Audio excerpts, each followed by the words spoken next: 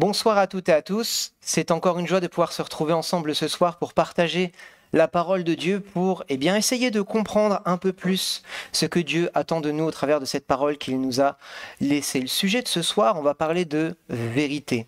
On va voir que la vérité, c'est quelque chose qui peut paraître un petit peu intangible, parce que la vérité, elle peut être très dépendante des circonstances, très dépendante de ce que nous on comprend des choses, mais on va voir que la vérité de Dieu, elle n'est dépendante de rien d'autre que de lui-même, et que de vivre dans cette vérité est une nécessité pour nous. On va commencer par prendre Jean 8, les versets 31 et 32, c'est Jésus qui parle à ceux qui le suivent, et on va voir qu'il leur dit une chose particulière. Jean 8, versets 31 et 32. Jésus dit alors aux Juifs qui avaient cru en lui, « Si vous demeurez dans ma parole, vous êtes vraiment mes disciples, vous connaîtrez la vérité, et la vérité vous rendra libres. » Donc, à ceux qui le suivent, Jésus leur dit, si vous connaissez la vérité, cette vérité vous rendra vraiment libres. Mais connaître, qu'est-ce que ça veut dire? De quelle vérité est-ce qu'on peut bien parler? Pourtant, Jésus s'adresse à des Juifs, il s'adresse à des gens qui connaissent la parole de Dieu, qu'ils l'apprennent depuis leur plus jeune âge, qu'ils la récitent, qu'ils la portent sur eux-mêmes. Ils se font, je ne sais pas si vous avez déjà vu les Juifs qui s'enroulent comme ça, des versets autour des bras, qui ont une espèce de corde. Ça me paraissait bizarre au départ en me renseignant. Et oui, c'est un phylactère. En fait, ils ont aussi des paroles. Ils ont aussi des paroles dans leur torsade. Enfin, ils mettent en pratique la parole de Dieu d'une manière très religieuse. Mais cette parole de Dieu, ils la connaissent par cœur, ils savent la réciter, ils sont capables à partir de quelques mots de départ, quelques premiers mots d'un livre, de pouvoir le connaître entièrement, de pouvoir savoir de quoi il s'agit. Donc ils s'adressent à des personnes qui connaissent la parole de Dieu, mais d'une manière très religieuse. Et cette connaissance que Jésus veut leur apporter n'est pas une connaissance religieuse, c'est une connaissance de vécu, une connaissance qui résonne dans leur cœur, une connaissance qui va au plus profond de leur intimité. Ce n'est pas quelque chose qui va juste être, le livre de la loi te dit de faire ça, tu le fais, point barre. Jésus veut faire découvrir celui qui est derrière cette loi. Il ne veut pas simplement qu'ils vivent selon une vérité qui est inscrite dans un livre et qui est façonnable en fonction des personnes, en fonction de l'environnement. Parce que si on s'arrête un petit peu 5 minutes, c'est quoi la vérité pour nous? Aujourd'hui, il fait beau, on a eu du soleil, on a peut-être passé une bonne journée, on a passé des bons moments. La vérité de mon moment, c'est je suis content, tout va bien, il n'y a pas de souci, tu peux me parler même s'il y a des problèmes, mais je vais bien le prendre. Par contre, si il avait plu, qu'il m'est arrivé des bricoles, que ma voiture était tombée en panne, que je m'étais pris la tête avec ma femme, et que si jamais tu avais le malheur de me parler un petit peu de travers, bim, la vérité, ça aurait été que aujourd'hui je suis pas bien, donc faut pas trop m'embêter. La vérité, elle est dépendante de notre culture, notre vérité, elle est dépendante de notre culture, de nos habitudes, elle est dépendante de la manière dont on a été élevé, elle est dépendante du lieu où on est né.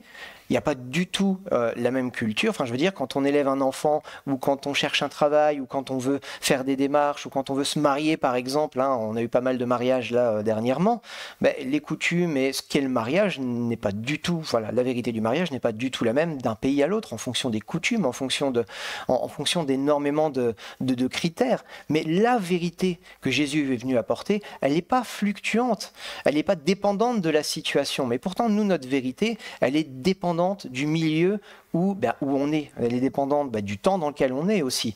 Les vérités d'aujourd'hui ne sont pas celles d'il y a 100 ans ni d'il y a 1000 ans. Les vérités à l'époque de Jésus, la situation à l'époque de Jésus n'est pas la même que celle d'aujourd'hui. Donc les manières de vivre ne sont pas les mêmes. Les pays n'étaient pas les mêmes. Le royaume d'Israël était sous occupation romaine. On voit que leur vérité à eux, ils étaient sous occupation romaine. Ils ne pouvaient pas faire ce qu'ils voulaient, même si effectivement Rome laissait beaucoup de liberté dans tout ce qui était culte à cette époque. En tout cas, et un homme dont la vérité était très ancrée à sa situation, on va le voir, c'est Pilate. On va prendre Jean 18 et on va lire les versets 37 et 38. Donc Jean 18, versets 37 et 38. Pilate, il a un énorme problème, et cet énorme problème, c'est Jésus. Pourquoi? Parce que ce Jésus, il provoque beaucoup de tumulte. Et malheureusement, heureusement, je ne sais pas comment on peut le dire, lui, il trouve rien de coupable en Jésus qui pourrait le faire condamner. Les chefs religieux lui ont amené Jésus comme un fauteur de troubles, mais pourtant, selon sa loi, ils ne trouvent rien pour le condamner. Voilà ce que l'échange entre Pilate et Jésus. Jean 18, versets 37 et 38. Pilate lui dit « Tu es donc roi ?» Jésus répondit « Tu le dis, je suis roi. Voici pourquoi je suis né et voici pourquoi je suis venu dans le monde, pour rendre témoignage à la vérité. Quiconque est de la vérité écoute ma voix. » Pilate lui dit « Qu'est-ce que la vérité ?»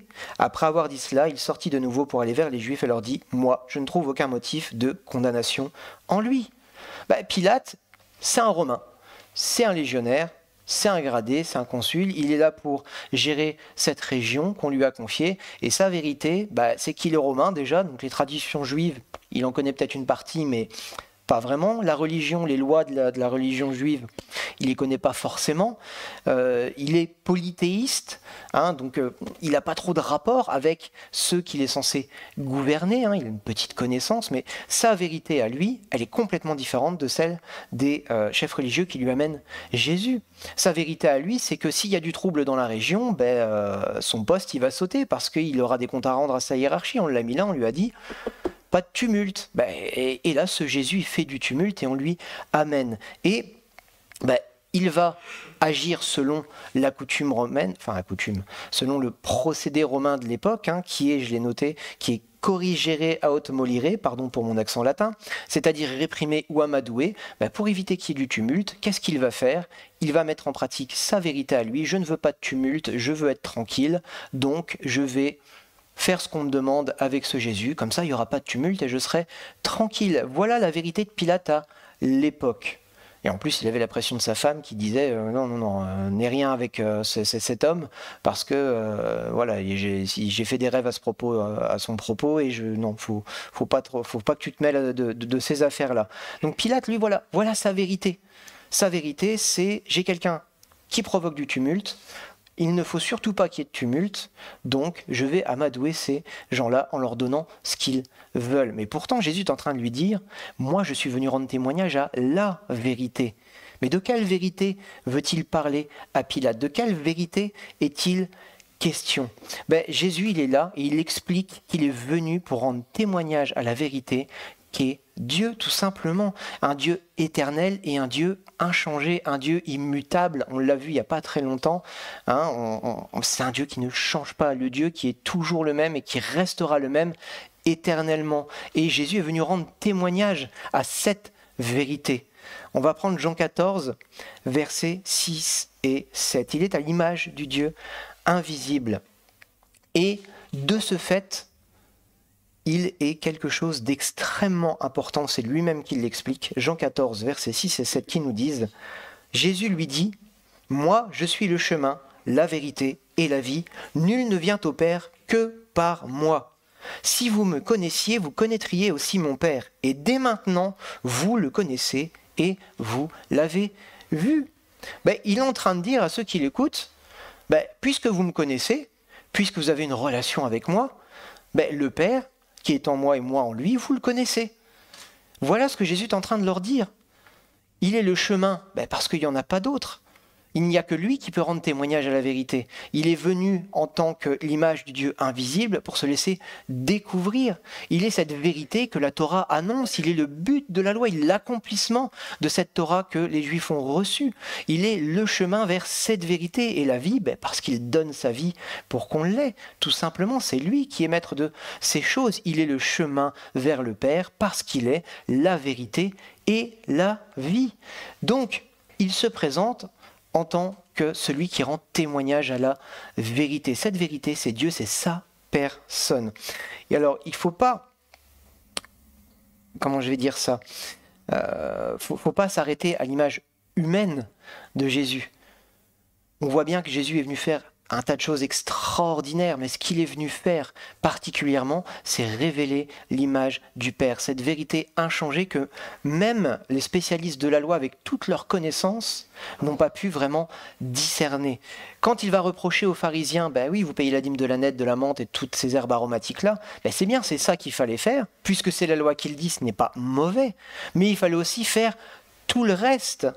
toute cette charité, tout cet amour que Dieu leur avait demandé de déployer, de manifester, parce que Dieu est amour, était mis complètement de côté parce qu'ils vivaient d'une manière uniquement religieuse. Et Dieu ne veut pas qu'on s'arrête une manière de vivre religieuse. Voilà pourquoi Jésus les reprenait régulièrement. Voilà pourquoi Jésus a cassé les codes de la religiosité de l'époque sans pour autant sortir de la Torah. Quand il guérit un jour de sabbat, on vient lui reprocher qu'il a guéri quelqu'un. Voilà à quel point la religiosité avait enfermé ceux qui la pratiquaient et comment cette religiosité les faisait passer à côté de la vérité, qui était pourtant décrite dans toute la parole, dans toutes les écritures hébraïques, tout ce qui est raconté, tout pointe vers Yeshua. Et Yeshua est cette vérité qui devait être annoncée. Amen. Donc Jésus l'affirme, il est le seul chemin vers le Père, il est la vérité dont parlent les Écritures. Il explique qu'il ne fait qu'un avec le Père et qui permet à celui qui vit selon sa parole de découvrir la vérité. Jean 17, versets 1 à 5. C'est juste après. Donc on est dans cette prière sacerdotale et c'est un verset que j'aime énormément et qui est au centre un petit peu de ce que je lis, enfin même pas un petit peu, qui est au centre de ce que je lis depuis un bon moment. Pourquoi ? Parce que souvent on parle d'écrire le salut, tu seras sauvé, tu vivras pour l'éternité, tu iras au paradis. Moi j'ai envie de vous dire que le salut c'est pas simplement vivre pour l'éternité, tout le monde vivra pour l'éternité. Tous sont éternels. Il y en a qui vivront pour l'éternité près de Dieu, il y en a qui vivront pour l'éternité loin de Dieu. Mais tous les hommes, au final, sont éternels. Qu'est-ce qui fait la différence entre quelqu'un qui vit près de Dieu et quelqu'un qui vit loin de Dieu ? C'est pas simplement qu'il a mis en pratique le livre de la loi toute sa vie et qu'il n'a pas dépassé d'un poil de ce qui était recommandé ici, c'est parce qu'il a fait autre chose qui est autrement plus important et dont Jésus nous parle ici. Jean 17, versets 1 à 5. Après avoir ainsi parlé, Jésus leva les yeux au ciel et dit : « Père, l'heure est venue, glorifie ton Fils afin que le Fils te glorifie, selon que tu lui as donné pouvoir sur toute chair, afin qu'il donne la vie éternelle à tous ceux que tu lui as donnés. Or, la vie éternelle, c'est qu'ils te connaissent toi, le seul vrai Dieu, et celui que tu as envoyé, Jésus-Christ.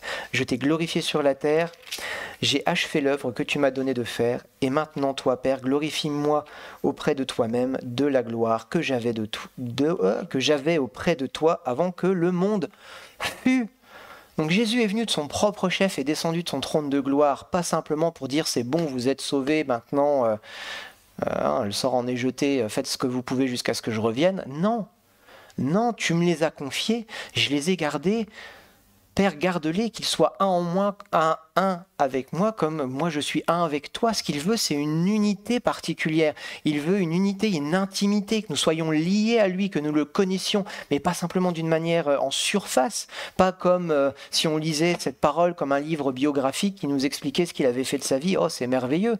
Non, il veut qu'on ait une connaissance intime et personnelle de qui il est. Il est la vérité. Donc ce qu'il veut, c'est se révéler, c'est que nous puissions avoir une communion avec lui, c'est que nous puissions comprendre qui il est pour pouvoir justement comprendre qui est la personne du Père. Le Père nous est inatteignable parce qu'il est inatteignable, mais lui qui s'est fait chair, il a pu être contemplé, il a pu nous parler, il a pu nous laisser un témoignage, il nous a montré ce que c'était que de vivre dans toute la vérité pour nous laisser un exemple. Il nous a donné son esprit qui va nous conduire dans toute la vérité, cet esprit de vérité. Il nous a laissé sa parole qui nous est rappelée par l'esprit. Il nous a laissé tout ce dont nous avions besoin pour pouvoir connaître cette vérité et pas la connaître simplement, comme je le disais, d'une manière intellectuelle et comme en lisant un livre biographique, mais d'une manière intime, comme quelqu'un qui marche avec lui, comme quelqu'un qui est son compagnon de route, quelqu'un à qui on peut parler, quelqu'un avec qui on a un échange,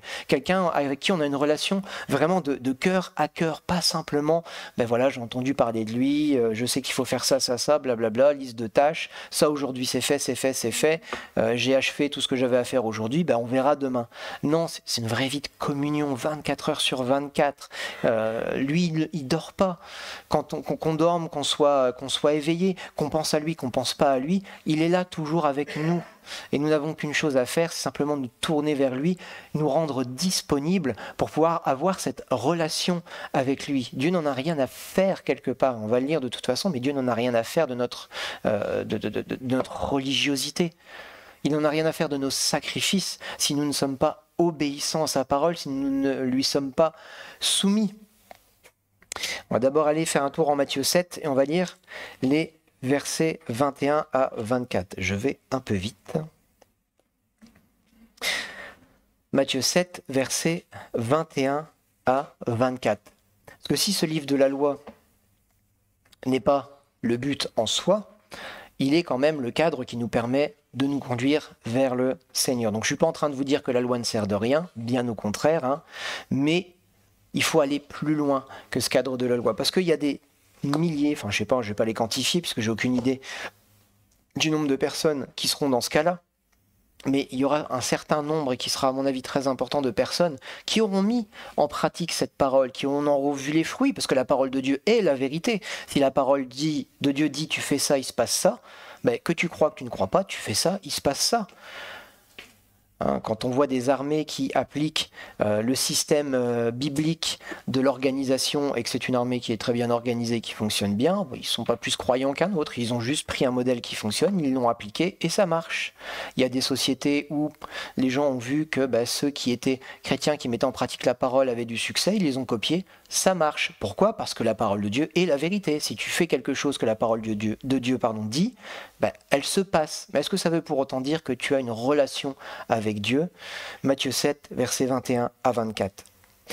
Quiconque me dit Seigneur, Seigneur n'entrera pas forcément dans le royaume des cieux, mais celui-là seul qui fait la volonté de mon Père qui est dans les cieux.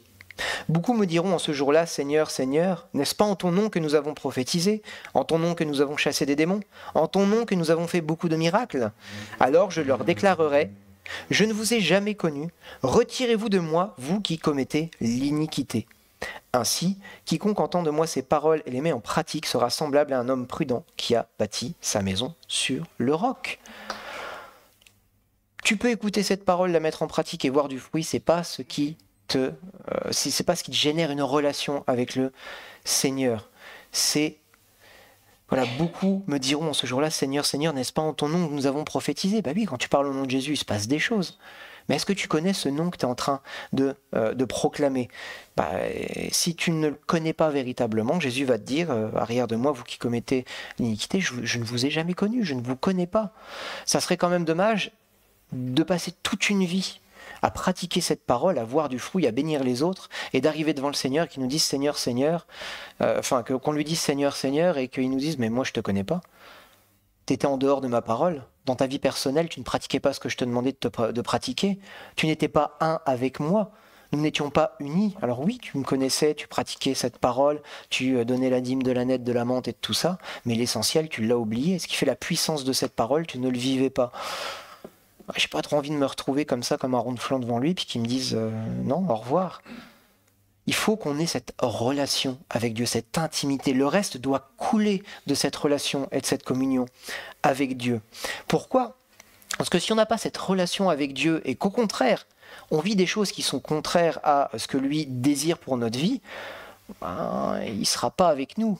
Et même pire que ça, il nous aura en horreur. Oh, c'est dur à dire? Non. Amos 5, versets 21 à 24.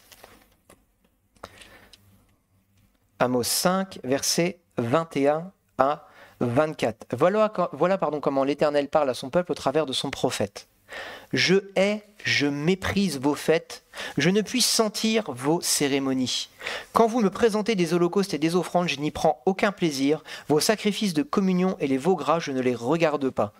Éloigne de moi le bruit de tes cantiques, je n'écoute pas le son de tes luttes. Mais que le droit coule comme l'eau et la justice comme un torrent intarissable. Voilà ce que veut Dieu.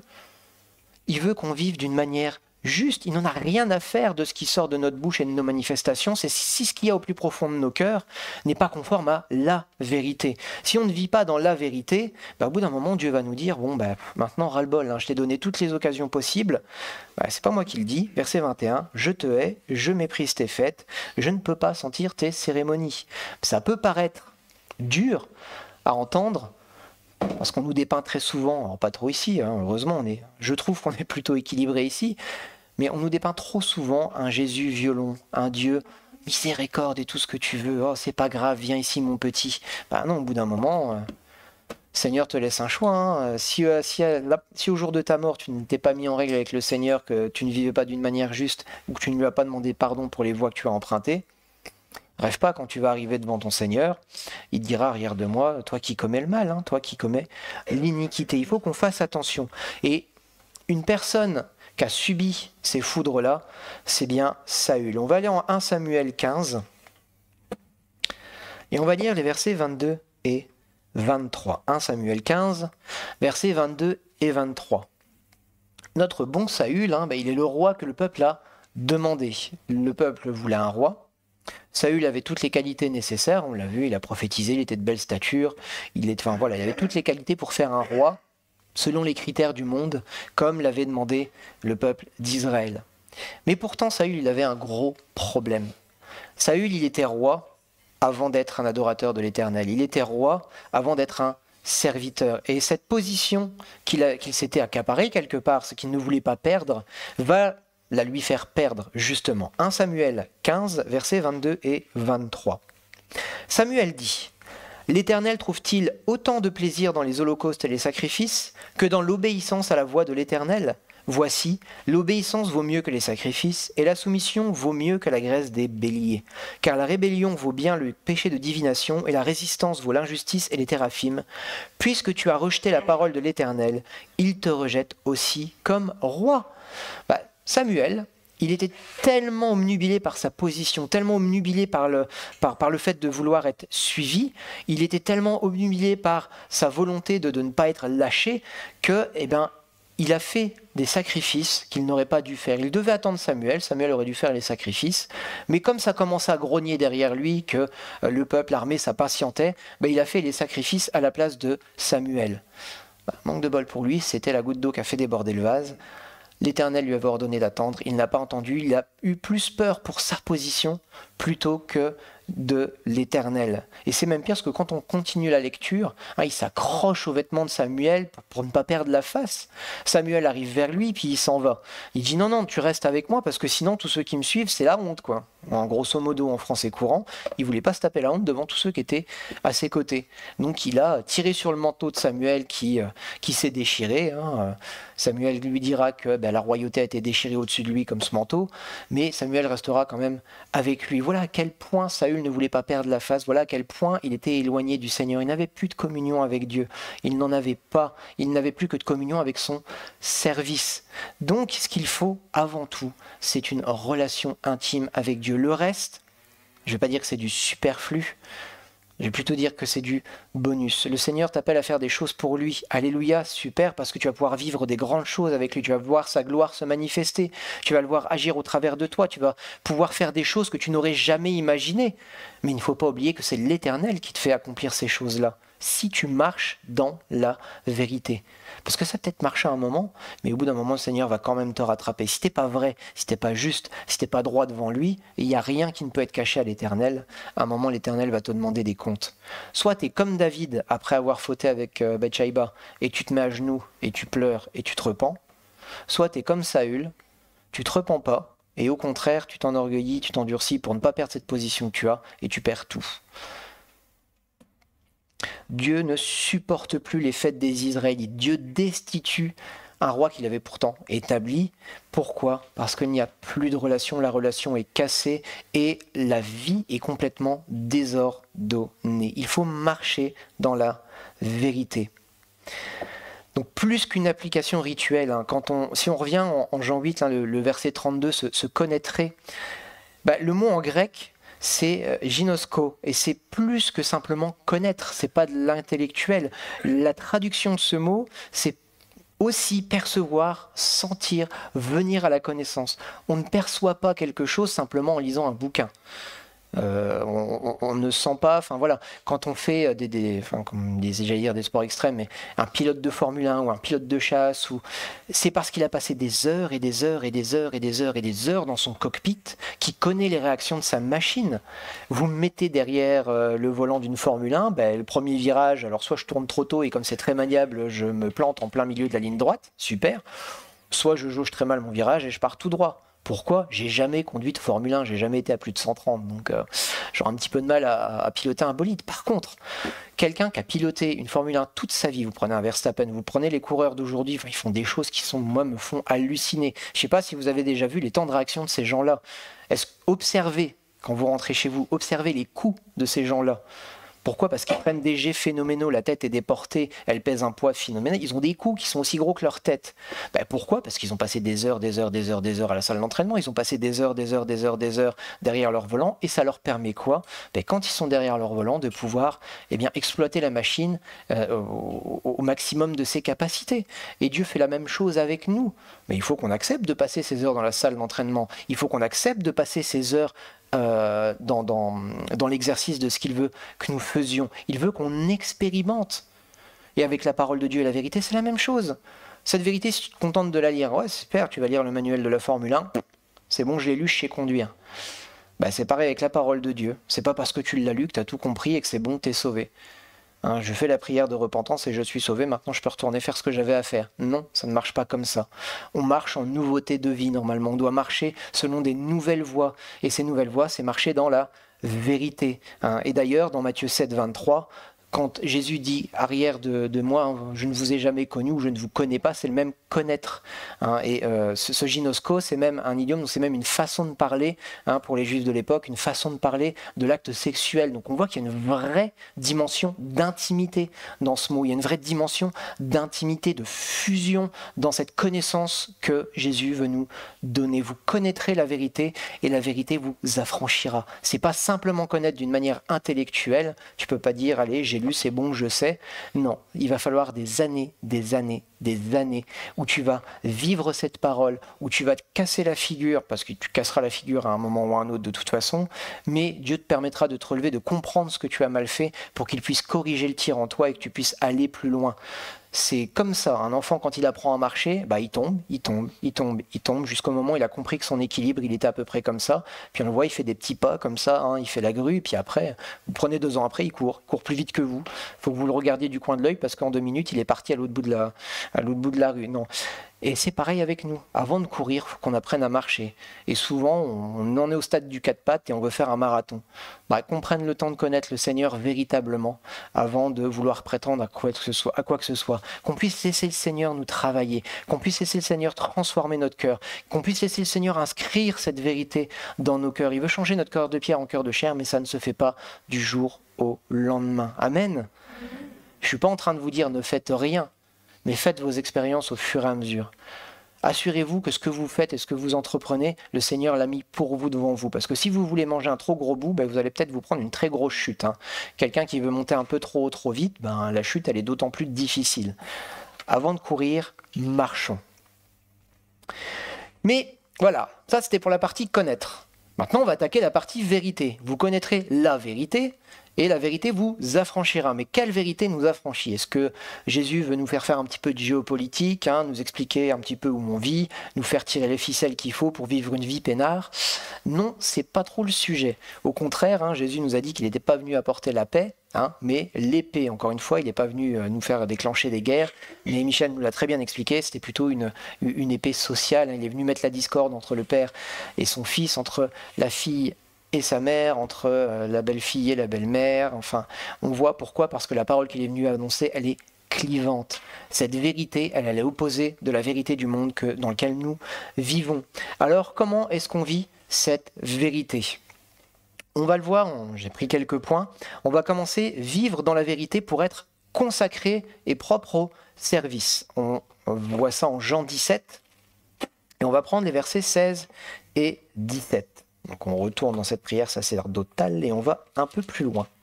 Jean 17, versets 16 à 17. Ils ne sont pas du monde, comme moi je ne suis pas du monde.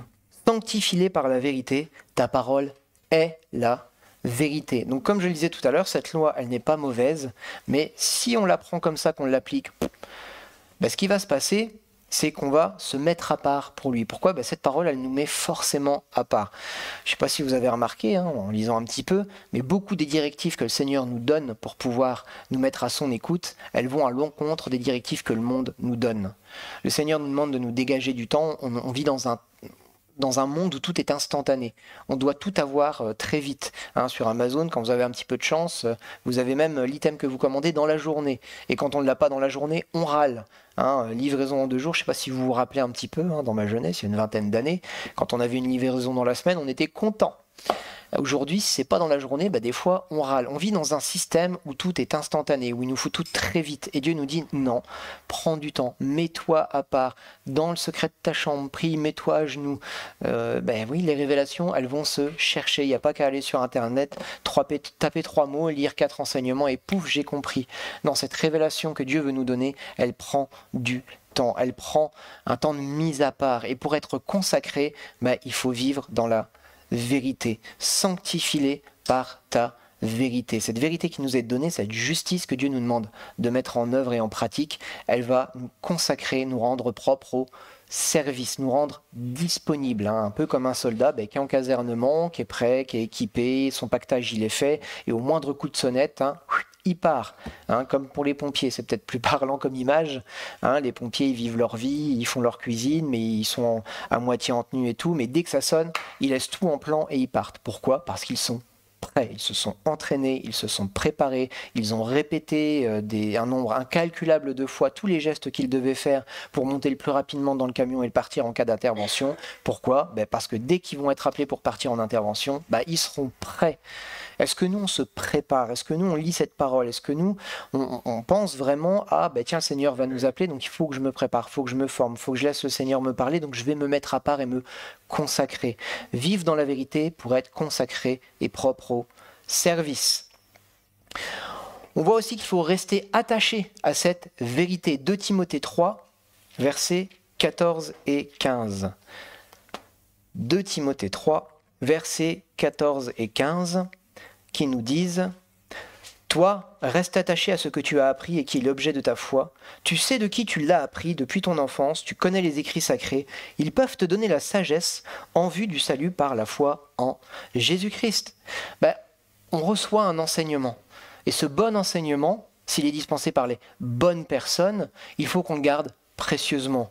Pourquoi? Parce que c'est sur cet enseignement, c'est sur cette connaissance théorique que Dieu va nous bâtir. Si tu ne sais pas quelque chose, tu ne pourras pas le pratiquer si tu ne l'as pas lu quelque part.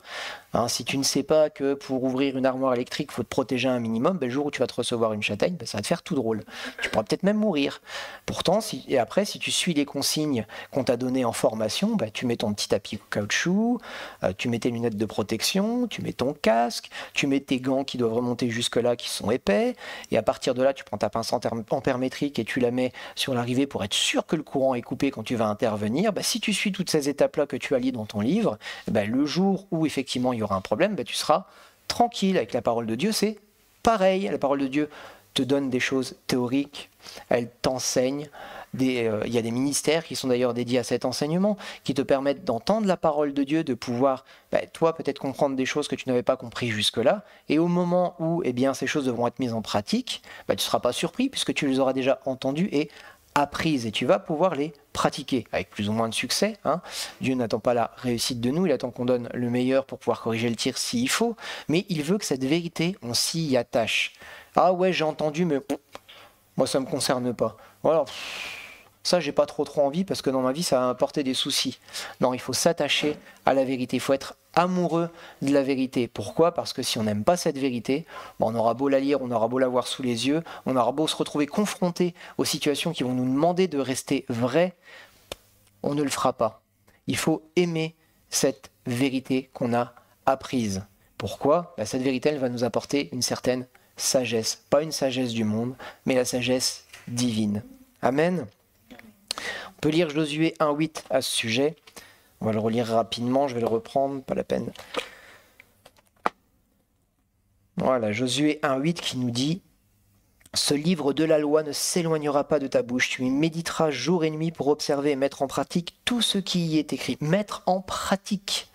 pas lire simplement, mettre en pratique tout ce qui y est écrit, car c'est alors que tu mèneras à bien tes entreprises, c'est alors que tu réussiras. Voilà le conseil que Dieu nous donne. Médite cette parole et mets-la en pratique. Attache-toi à cette vérité. Elle te sera utile tous les jours de ta vie parce qu'elle t'apportera la sagesse que je veux te donner, tout simplement. Un autre point autour de la vérité, il faut l'enseigner. Il faut enseigner la vérité. 2 Timothée 3, versets 15 et 16. Je me suis un peu trouvé. 16 et 17, pardon. 2 Timothée 3, donc, versets 16 et 17. Toute écriture est inspirée de Dieu et utile pour enseigner, pour convaincre, pour redresser, pour éduquer dans la justice, afin que l'homme de Dieu soit adapté et préparé à toute œuvre bonne. Comme je le disais là avec le point précédent, l'enseignement est une partie essentiel. Alors bien sûr, on n'est pas tous appelés à devenir des enseignants ou des pasteurs qui sont là pour justement apporter la parole et qui sont là pour veiller à la bonne application de cette parole. Mais dans une certaine mesure, on est tous appelés à un moment à dispenser cette parole pour en amener la connaissance à ceux qui en ont besoin. Déjà parents, à nos enfants. Si déjà parents, nous n'enseignons pas nos enfants au niveau de la parole, qui va leur enseigner ? C'est pas une demi-heure d'école du dimanche, enfin une demi-heure je suis généreux, c'est plutôt un quart d'heure et 3/4 d'heure d'activité, sinon les enfants deviennent fous d'expérience. Mais c'est pas en un quart d'heure d'école du dimanche une fois par semaine qu'ils vont grandir. Ça va peut-être leur amener des choses autres que ce que vous pourriez leur apporter. Mais si vous ne passez pas du temps avec eux dans la prière, si vous ne passez pas du temps avec eux dans l'enseignement, à leur expliquer les choses de la parole qu'ils ont entendues, qu'ils lisent, que vous leur lisez, si vous ne passez pas du temps avec eux, à leur apprendre à louer aussi quelque part, parce que la louange, c'est pas simplement de la musique dans laquelle on dit des belles paroles, c'est quelque chose qui vient du cœur. Mais qu'est-ce que le Seigneur a fait pour toi ? Loue-le pour ça aujourd'hui. Tu te sentais pas bien, t'avais mal, je sais pas, t'avais mal à la tête, t'as plus mal, ou tu toussais, ça va mieux, t'as réussi à un examen, loue-le pour ça, dis-lui merci, une prière de remerciement, une louange pour lui. Si nous on ne fait pas ça pour eux, c'est pas le monde qui va le faire pour eux. En Belgique encore, vous avez des cours de religion, encore que, Je dis ça parce qu'on a un professeur de théologie avec nous dans les primaires, mais c'est pas ça qui va les faire grandir. C'est ce que nous transportons et ce que nous allons leur transmettre qui va leur amener, qui va leur amener cette connaissance, cet enseignement de base. Et puisque nous sommes à la fois enseignants et pasteurs pour eux, nous allons veiller à ce qu'ils le mettent en pratique de la bonne manière et que ça porte les bons fruits, qu'on puisse être là pour les accompagner. Donc déjà dans nos familles en tant que parents, mais aussi dans notre entourage, quand on voit une injustice qui se fait, on ne peut pas rester muet. Il faut proclamer cette vérité, il faut dire aux gens non, vous vous trompez. Alors Jésus ne nous demande pas de partir en croisade contre toutes les bêtises du monde, on va dire ça comme ça. Mais déjà dans notre entourage direct, les gens qui sont importants pour nous, les gens que nous côtoyons jour après jour, leur dire non, moi je vis autre chose, je vois que tu es dans la difficulté ou tu fais les choses comme ça, mais ça va pas t'apporter du bonheur. Non, au contraire, évite ces choses, mets ces choses-là en pratique, arrête la bouteille, arrête de te détruire, arrête de faire ces choses qui t'amènent à devenir quelqu'un que tu n'aimes pas. Enfin, vous connaissez les situations, vous connaissez un petit peu les personnes que vous avez autour de vous. Il y a énormément de monde qui a besoin d'entendre cette vérité. Et c'est cette vérité qui les rendra libres, quand ils l'auront compris, quand ils l'auront accepté, quand ils auront accepté de dire « Ok, on m'a parlé de toi et je veux bien essayer. Est-ce que tu existes ?» On a déjà eu des témoignages ici de manière d'approcher Dieu, mais qui sont toutes plus rocambolesques les unes que les autres, que ce soit par dépit, par défi, par tout ce que vous voulez. Du moment qu'il y a une porte ouverte, Dieu, il est là, il n'attend que ça. Mais pour qu'il y ait une porte ouverte, la personne ait pu entendre parler de Dieu. Donc il faut que nous, on parle de cette parole de vérité. Il faut qu'on l'enseigne à ceux qui sont autour de nous. Quand ils se trompent, il faut qu'on puisse le dire. Mais attention, je le répète, on ne part pas en croisade contre le monde. On ne part pas en croisade. Voilà, il y a des gens qui sont appelés à ça, à créer des mouvements pour s'élever contre des choses qui sont faites au niveau étatique ou des associations qui prennent de plus en plus d'ampleur. Mais on n'est pas tous appelés à ça, encore une fois. Donc qu'on puisse déjà s'occuper de sa sphère personnelle, ça sera déjà une bonne chose, mais on est tous quelque part des enseignants de la parole de Dieu. comme on est tous quelque part aussi des prophètes quand on annonce la mort, la résurrection et la venue de Jésus. C'est une parole de quelque chose qui ne s'est pas encore produit mais qui va arriver, donc c'est aussi quelque part une prophétie. Mais saisissez bien ce que je veux vous dire. On n'est pas tous enseignants, mais on doit tous apporter cette parole à ceux qui en ont besoin. Dans notre sphère personnelle, que ce soit notre famille, j'ai pensé particulièrement aux enfants, parce que moi ça me parle personnellement, mais que ce soit aussi peut-être à nos parents qui se sont éloignés du Seigneur, que ce soit à nos cousins, notre famille, voilà, dans notre sphère familiale, dans notre sphère professionnelle, dans notre sphère quotidienne. Si vous allez toujours au même magasin, que vous voyez la même caissière qui tire une tonge de 3 pieds de long parce que vous savez qu'elle a des ennuis de santé, des ennuis de famille, des ennuis de couple ou quoi, ne serait-ce qu'une parole du Seigneur pour cette personne-là, elle peut comprendre quelque chose qui va transformer sa vie. Donc nous devons enseigner la vérité. Autre pendant, on doit manifester la vérité par des actes. Parce que grand parleux, petit faiseux, ça ne marche pas. Jean 3, versets 20, 21. Jean 3, versets 20 et 21. Car quiconque fait le mal a de la haine pour la lumière et ne vient pas à la lumière de peur que ses œuvres ne soient réprouvées. Mais celui qui pratique la vérité vient à la lumière afin qu'il soit manifeste que ses œuvres sont faites en Dieu. Oui, ce que vous faites de honteux, en général, on le cache. On ne vient pas à l'église en disant « Oh, vous savez ce que j'ai fait ce week-end ?» Non. Par contre, quand on fait des belles choses pour le Seigneur, on est content de pouvoir témoigner parce que Dieu s'est manifesté, Dieu a été glorifié. Ces œuvres-là, Dieu veut que nous les pratiquions. Pourquoi? Pour obtenir notre salut?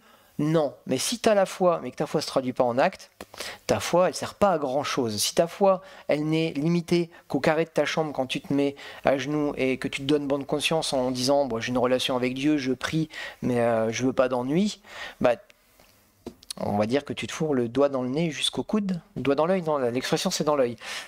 Ouais, dans le nez, dans l'œil, bon, c'est les sinus quand même. Mais il faut que notre foi, elle explose. On n'est pas là, tout renfermé. Non, on doit exploser, on doit manifester la joie du Seigneur partout où on va. Même quand ça va pas. Alors je vous dis pas que ça va tous les jours. Je vous dis pas que même quand ça va pas, il faut garder un smile et tout. Non, mais on a des frères et des sœurs sur qui on peut compter, sur qui on peut s'épancher, vers qui on peut aller trouver du soutien. Mais au monde, on doit quand même manifester autre chose que ce que le monde manifeste. Il y a des gens qui n'ont même pas Dieu et qui, dans l'épreuve et la difficulté, tiennent jusqu'au bout. À plus forte raison, nous qui avons Dieu, en qui nous avons la foi, que nous savons qu'il peut déplacer des montagnes pour nous. À combien plus forte raison, nous, dans l'épreuve au monde, on doit manifester notre foi. Et combien de fois, et je me mets dans le lot, combien de fois on n'est pas là à gémir sur notre situation. Oh, pas encore, oh, j'ai encore mal partout, non, oh, ça va pas. Et à se plaindre, à se plaindre, à se plaindre. Il faut qu'on arrive à dépasser ce cap-là. Oui, il y a des choses qui vont pas. Je suis pas en train de vous dire de mettre nos ennuis sous le tapis, parce que le tapis, au bout d'un moment, il va être haut comme ça, il n'y aura plus grand-chose à cacher. Mais il faut qu'on puisse avoir ce réflexe d'aller chercher du secours quand on en a besoin auprès du Seigneur, auprès des frères et des sœurs, auprès de qui Dieu nous a mis, pour pouvoir aller chercher du secours dans la prière, ou dans le naturel. Je veux dire, quand on a besoin d'aide physique, quelque part, une personne peut venir nous aider dans un problème qu'on a. Mais face au monde, on doit manifester autre chose que la lassitude que ce monde veut nous proposer. On est là sous une chape de plomb, on entend des conflits de partout, le prix de la vie augmente, nos dirigeants ne nous veulent pas du bien. Vous pouvez les accumuler, vous les connaissez comme moi, les circonstances de la vie. Qu'est-ce qu'on fait de cette chape de plomb? On l'accepte, on courbe le dos, ou alors est-ce qu'on se relève, qu'on regarde au Seigneur et on dit « Moi, j'en veux pas de cette chape de plomb, je veux taper ta joie, je veux ton abondance, je veux tes miracles, je veux tes prodiges. » Pour avoir tout ça, on se met en marche. On proclame la vérité et on vit selon ce que cette parole nous dit de vivre. On ne regarde pas avec nos yeux naturels, on regarde avec nos yeux spirituels. Parce que nos yeux spirituels, ils voient autre chose. On est assis avec lui dans les lieux célestes, nous dit la parole. Est-ce qu'on est vraiment assis avec lui dans les lieux célestes? Alors ici, non, forcément, mais en esprit. Est-ce qu'on est avec lui connecté? Amen. Est-ce qu'on est vraiment dans sa présence? Est-ce qu'on vit les choses qu'il veut que nous vivions? Est-ce qu'on marche avec lui? Si on marche avec lui, ça se manifeste par des actes. Et Jacques le dit très bien, montre-moi ta foi sans les actes et moi je te montrerai ma foi par mes actes. Donc qu'on puisse agir selon la foi qui est la nôtre. On se rappelle aussi de 1 Corinthiens 13, il ne faut pas partir dans l'extrême inverse, partir à ne faire que des œuvres. Si Dieu n'est pas avec nous, nos œuvres ne servent à rien. Amen. Il faut qu'on ait cette communion avec Dieu dans les actes que nous faisons pour qu'il puisse porter le fruit que Dieu veut qu'il porte. Autre point, nous laisser découvrir et transformer par la vérité. On va jusqu'en Jacques, à tes souhaits. On prend le chapitre 1 et on lit les versets 21 à 26. Jacques 1, versets 21 à 26. Nous laisser découvrir et transformer par la vérité. C'est pourquoi, rejetant toute souillure et tout excès de méchanceté, recevez avec douceur la parole qui a été plantée en vous et qui peut sauver vos âmes. Pratiquez la parole et ne l'écoutez pas seulement en vous abusant par de faux raisonnements. Car si quelqu'un écoute la parole et ne la pratique pas, il est semblable à un homme qui regarde dans un miroir son visage naturel et qui, après s'être regardé, s'en va et oublie aussitôt comment il est. Mais celui qui a plongé les regards dans la loi parfaite, la loi de la liberté, et qui persévère non pas en l'écoutant pour l'oublier, mais en la pratiquant activement, celui-là sera heureux dans son action même. Si quelqu'un pense être religieux sans tenir sa langue en bride, mais en trompant son cœur, la religion de cet homme est vaine. Qu'est-ce que ces versets veulent nous dire? Si tu as plongé tes regards dans la parole, que tu t'y es vu, que tu sais ce qui ne va pas, que tu la refermes et que tu l'oublies, elle t'a servi de rien. Tu n'es qu'un religieux qui a lu un livre qui n'a aucune puissance pour lui. Par contre, si tu plonges tes regards dans cette vérité, que tu t'y vois et que tu dises « mince, non, ça il faut que ça change, ça je veux le vivre » et que tu prends sur toi, que tu meurs à toi-même et que tu mets en pratique cette parole, peu importe le prix que ça te coûte, eh bien là, la parole de Dieu te dit que tu es heureux dans ton action même. Peu importe si c'est difficile, peu importe si ça t'arrache le cœur, peu importe si ça te met en brise-brouille avec les gens que tu aimes, parce que tu auras mis en pratique cette parole, parce que tu veux voir la gloire de Dieu dans ta vie, parce que tu veux voir cette parole se réaliser dans ta vie, de changer ton cœur de pierre en cœur de chair, parce que tu veux que Dieu inscrive ses lois dans ton cœur directement et que ce ne soit plus juste quelque chose qui soit là mais qui ne veut pas rentrer, eh bien parce que tu auras pratiqué ces choses, malgré l'opposition, malgré ce que tu vas perdre, malgré l'épée que ça apporte dans ta vie, eh bien tu seras heureux dans ton action. Même la parole de Dieu nous dit que tout ce que tu abandonnes pour le royaume, tu le reçois au centuple aujourd'hui, mais avec les persécutions qui vont avec. Dieu ne nous a jamais caché les persécutions qui allaient être accompagnées de notre marche avec lui. Il ne nous a pas dit tu viens à moi et la vie elle est rose, c'est un long fleuve tranquille, les factures t'oublies, c'est moi qui les prends, les voitures t'inquiète, je pourvoirai, il n'y a pas de souci, non, maladie, qu'est-ce que c'est que la maladie? Allez, non, il n'y aura plus de... Non. Dieu nous dit, tu vas avoir tout ce que tu vas perdre au centuple, tu n'auras pas à craindre parce que je suis avec toi, mais les persécutions, attends-toi-y parce que tu vas en avoir. Et la première des persécutions, c'est notre chair. C'est notre chair qui ne veut pas faire ce que Dieu lui demande. Donc, dans ce que nous découvrons de nous-mêmes qui ne plaît pas à Dieu et que Dieu veut transformer, eh bien, il va falloir mordre sur sa chique et dire au Seigneur, viens transformer ces choses. Et quand je vous disais que ça prenait des années de pratiquer la vérité, pourquoi? Parce qu'on n'a pas la connaissance et la science infuse dès qu'on vient à Dieu. Cet enseignement et cette connaissance qu'on obtient, au fur et à mesure, elle vient affûter notre discernement déjà sur nous-mêmes. Donc plus on va croître avec le Seigneur, plus on va voir ce qui ne va pas. Un peu dommage, mais c'est comme ça. Mais heureusement pour nous, plus on voit ce qui ne va pas, et plus Dieu va pouvoir transformer pour que nous puissions nous transformer pour que nous puissions être un peu plus à sa ressemblance. Et qu'est-ce que c'est le but de Yeshua sur cette terre qui donne sa vie pour nous? C'est qu'on puisse le connaître lui. Et si on est transformé un peu plus à sa ressemblance, on approche de notre but qui est de le connaître lui. Mais si on ferme les yeux sur ce qu'on est et qu'on dit non, je me conviens très bien, je suis bien là, je suis bien dans mon sofa, je suis bien, non, je vois pas pourquoi j'irais mettre des poids sur le dos, non, je suis bien, très bien, tout va très bien. Si tout va très bien, Dieu ne va pas agir dans ta vie, tout simplement. Quand Dieu pointe ici, mais ça serait bien de le changer. Oh non, on s'en occupera plus tard. On remet toujours au lendemain, on aime bien. Comment ça s'appelle ça? C'est de la procrastination, merci. Là, on procrastine très souvent. Bon, moi le premier, on n'est pas forcément très friand des efforts. Il y a des gens qui aiment bien se faire du mal, soit, mais non, on n'est pas naturellement fait pour prendre à bras le corps les choses et se dire, bon allez, on y met toute notre énergie. C'est un caractère qui se travaille. C'est pas naturel chez nous. C'est la loi du mode fort. J'ai presque envie de dire que c'est naturel. On va pas dépenser de l'énergie pour rien. Hein, la loi de la conservation de l'énergie. Hein. Mais non, pas avec le Seigneur. Mais rassurez-vous, c'est le Seigneur qui nous donne ces forces-là pour pouvoir le faire. Hein.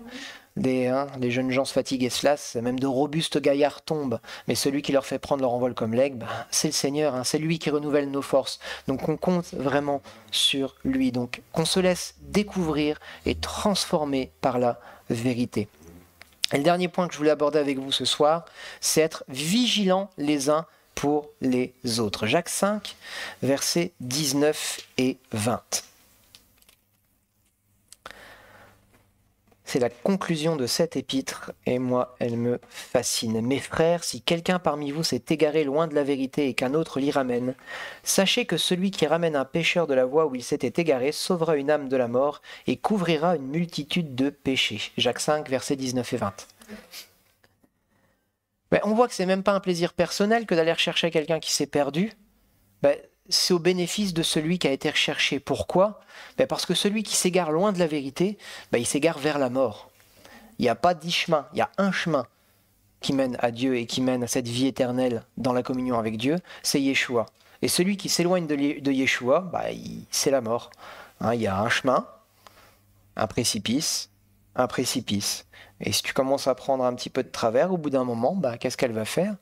Qu'est-ce qui est à ton pied? Ben, il va tomber. Un peu comme la voiture, quand elle arrive près du précipice, hein, pendant un moment ça va, tu roules dans l'herbe et puis pouf, d'un coup ça bascule. Et Dieu ne veut pas ces choses-là. Donc nous devons être vigilants les uns pour les autres. Mais pour être vigilants les uns pour les autres, il faut quand même savoir ce qu'est la vérité. Il faut l'avoir mise en pratique. Il faut pouvoir avoir un certain discernement. Il faut avoir une certaine maturité. Que nous dit 1 Corinthiens 14, verset 20 ? 1 Corinthiens 14, verset 20... nous dit ceci. 14, c'est ça. Frères, ne soyez pas des enfants au point de vue du jugement, mais pour le mal, soyez de petits enfants. Et pour le jugement, soyez des hommes faits. Tu veux juger, non pas une personne pour ce qu'elle est, mais une action. Tu veux juger une situation, sois un homme fait. Tu ne peux pas dire à quelqu'un qui fait mal si toi-même tu es complètement immature et que tu ne sais pas où tu vas ou ce que tu fais. Pourquoi? Parce que tu vas juger d'une manière infantile avec ta vision des choses, avec ta vérité à toi. Tu vas juger d'une manière avec ta vision personnelle. Tu vas juger d'une manière émotive, mais tu ne vas pas juger selon la vérité. Tu vas être celui qui aura 2 poutres dans chaque œil, alors que celui d'en face, il a une petite sciure à enlever. Alors non pas que la sciure ne soit pas importante, mais, et c'est Jésus qui le dit, occupe-toi d'abord de la poutre que tu as dans ton œil avant d'aller chercher la petite bête au voisin. Qu'est-ce que ça veut dire? Soyons matures, balayons devant notre porte, j'aime pas cette expression, mais c'est un peu ça, qu'on s'occupe de soi, qu'on s'occupe de grandir, qu'on s'occupe de s'affermir, qu'on s'occupe de déjà d'avoir une certaine maturité en Christ avant de pouvoir prétendre d'aller reprendre celui qui est à nos côtés et qui fait tellement peu, alors qu'à côté, nous, on a une vie complètement déréglée. Non, il faut qu'on ait une maturité, il faut qu'on soit des hommes et des femmes, hein, entendez bien, il faut qu'on soit des hommes à la stature de Christ. Il faut qu'on puisse avoir cette maturité de pouvoir regarder, non pas avec nos yeux à nous, non pas avec nos circonstances à nous, non pas avec notre culture à nous, non pas avec notre enseignement privé à nous, mais avec les yeux du Seigneur, avec des yeux déjà d'amour et de compassion, mais avec des yeux justes et avec des yeux véritables. Donc il faut qu'on ait déjà une certaine maturité pour pouvoir prétendre être le gardien, entre guillemets, j'aime pas ce terme-là, mais j'arrive pas à en trouver un mieux en français, mais d'être le gardien de nos frères et de nos sœurs. On a cette responsabilité-là, c'est de veiller les uns sur les autres, de s'encourager à l'amour, à pratiquer les belles choses. Et quand on voit un frère qui s'égare, quand on va le rechercher, il y a de la joie dans le ciel. Pourquoi? Parce que c'est une âme qui se perdait et qui revient. Cette parabole du fils prodigue, elle nous montre bien l'amour que le Père a pour ses enfants. Elle nous montre bien l'amour de Dieu pour ses enfants. Et quand on est vigilant les uns envers les autres et qu'on va rechercher une âme qui se perdait et qui revient à Christ, il y a de la joie dans le ciel pour cette âme-là. On n'est même pas... voilà, je ne veux pas dire qu'il n'y a pas de bénéfice pour nous. Au contraire, nous aussi, on est dans la joie. Mais ce n'est pas notre bénéfice, ce n'est pas nous qui avons été recherchés. Nous, on n'en avait pas besoin. Mais parce qu'on a été recherché cette âme, ça fait une âme qui a été arrachée à l'enfer. Et il y a de la joie dans le ciel. Mais je le répète, ça implique une certaine maturité. Sinon, on ne devient pas des gardiens bienveillants, on devient des gardiens de prison avec une matraque. Et on tape sur la tête de ses frères et de ses sœurs dès qu'ils font quelque chose que nous ne concevons pas selon notre vision des choses. C'est pas ça que le Seigneur nous demande. Il nous appelle à la vigilance. Je relis 1 Corinthiens 14, 20. Bien sûr. Non, pas 1 Corinthiens, Jacques 5, versets 19 et 20.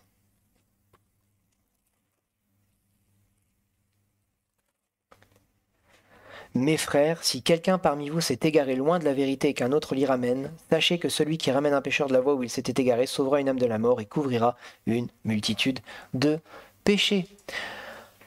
Donc voilà, marcher dans la vérité. Bon, il y aura encore plein d'aspects à aborder, mais déjà vivre dans la vérité pour se consacrer, rester attaché à la vérité, enseigner cette vérité, manifester la vérité dont on parle par des actes, nous laisser découvrir, être mis à nu par la vérité et la laisser nous transformer. Et au travers de cette vérité que nous avons discernée, pouvoir être vigilants les uns pour les autres, je pense que c'est déjà un beau programme à mettre en pratique. On est amené à découvrir cette vérité. Cette vérité, c'est Christ. Il est le chemin, la vérité, la vie. Pourquoi ? Parce qu'il n'y a que lui qui peut nous donner l'image du Père. Et au travers de cette image qu'il nous donne, que nous découvrons, que nous connaissons, et je le rappelle, pas d'une manière superficielle et intellectuelle, mais d'une manière intime, d'une manière personnelle, au plus profond de notre cœur, dans une relation privée avec lui, cette vérité que nous découvrons, elle va nous amener à la vie éternelle, parce que la vie éternelle, c'est de le connaître, lui et celui qui l'a envoyé. Encore une fois, on voit que notre relation avec Christ, elle est un point essentiel dans notre marche avec lui. On ne peut rien faire sans lui, et tout ce qu'on pourrait faire sans lui ne porte pas de fruits et est inutile. Et au contraire, si on se laisse diriger sur son chemin de justice, les choses elles vont se faire naturellement. Souvent on veut mettre la charrue avant les bœufs, on se dit tiens je voudrais faire ceci, je veux être cela, je veux être cela, je veux être cela, alors que si on se concentre sur sa relation avec le Seigneur, la vérité que nous vivons va faire qu'on va rentrer dans les plans que le Seigneur nous a réservés. Souvent on cherche midi à 14h alors que on a midi à sa porte quelque part. Mais voilà, j'espère en tout cas que ça vous aura encouragé, que ça aura pu vous parler, que cette parole aura pu parler à quelqu'un en particulier, parce que la vérité qui nous est donnée de suivre, c'est une vérité qui nous amène la vie, malgré les difficultés et les problèmes que ça peut nous apporter. C'est une vérité qui vaut le coup d'être vécue. Amen.